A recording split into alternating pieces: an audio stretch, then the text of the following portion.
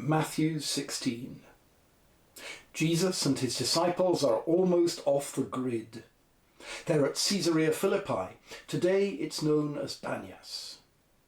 The standard way to delineate ancient Israel, like Land's End to John O'Groats, was Beersheba to Tel Dan. Jesus and his band of friends are way up north, at the top of the Golan Heights. They're about 5 kilometres beyond Tel Dan, deep in the foothills of Mount Hermon. At the time, Caesarea Philippi was a considerable visitor site. It had a grotto, gift shops, associated paraphernalia. But its principal attraction, in a hot, arid, thirsty land, was cold fresh water.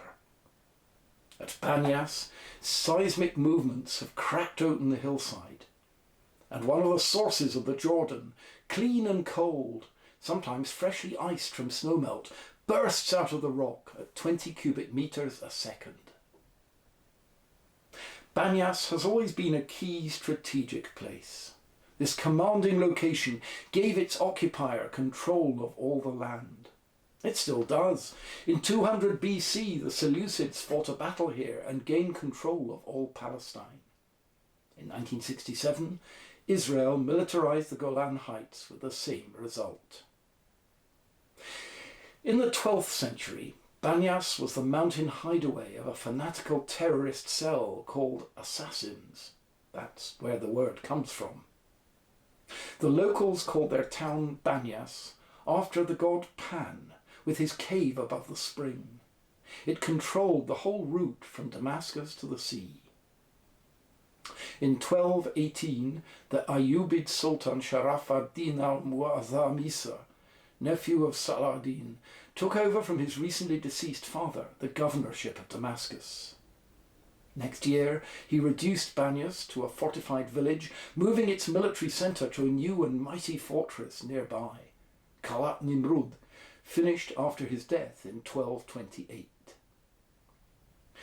At the time the Israeli army captured the Golan Heights from Syria in 1967, Banyas had just over 200 inhabitants. Its constant attraction, its great feature, continues to be cold, fresh water.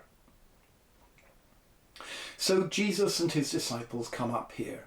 We can guess for a cool drink and some rest, after hot and frantic months on the road, hemmed in by masses of people. Everybody's talking about Jesus, but here, far from the madding crowd, in a key strategic location, he asks them the key strategic questions. Who do people say that I am? Oh, say the disciples, turning to the more polite options. Some are saying Elijah, some John the Baptist, perhaps even Jeremiah, you know. Nobody, incidentally, thinks Jesus is just a very nice man. People who have actually met him take much more polarized points of view. Some are downright rude.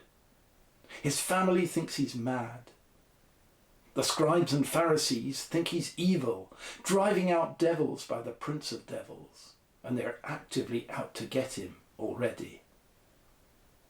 Herod, the local ruler, says he's John the Baptist, come back from the dead after he thought he'd taken him out. The ordinary people say he's a prophet or a healer, a teacher, a rabbi. All right, says Jesus, that's them. And then he turns to the people who are supposed to know him best, his companions on the road. How about you? Who do you say that I am? Embarrassed silence follows, broken eventually by the man with a big mouth. You are the Christ, the Son of the Blessed, blurts out Peter. Powerful words. Blessed are you, Simon Bar-Jonas. Let this moment stand as the keys to the kingdom of heaven. The way in, the only way to open the door on what's really going on here. St. Paul was to say years later, nobody can say Jesus is Lord except by the Holy Spirit. Peter's confession of faith is the root of the creeds we say in church today. So in that spirit, who do we say Jesus is? More perhaps than an idea or a mere figure of history or a mascot or a hobby for Sunday mornings. This line of questioning takes us way beyond patronising, anemic, weedy answers like a generally nice man or interesting museum piece. These just don't stand up to the reality of the man as people experienced him. So here's today's key question for us to ponder. Who do we really believe Jesus is? How far can we open our hearts and minds and imaginations to who he might be? Fully divine, fully human, not one or the other, more but at the same time less than a superhero, not a hybrid centaur or Batman, but the human face of God. What people who explore this find is the more Jesus becomes real, the more the door opens and he becomes our hope and peace, our wisdom, our inspiration, the key who opens up everything for us. So who do we really believe Jesus is? And what are we doing about it? Over to you.